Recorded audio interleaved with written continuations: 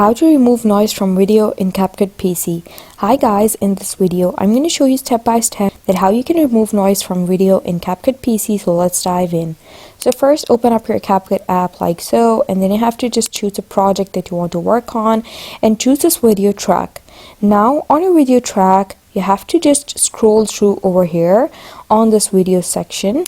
You will have this menu. You have to scroll through and find this reduce image noise, and make sure you have the pro feature available, because this is a pro feature and only available in the pro version.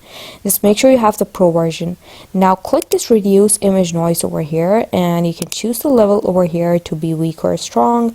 Click strong to have a great quality of noise removal. And then you can also go to the audio section, and if you want to remove background noise, you have to click this audio section over here, and you can click reduce noise over here. Just scroll down and click reduce noise, and this is also available as a pro version feature, so you have to make sure you have the pro version.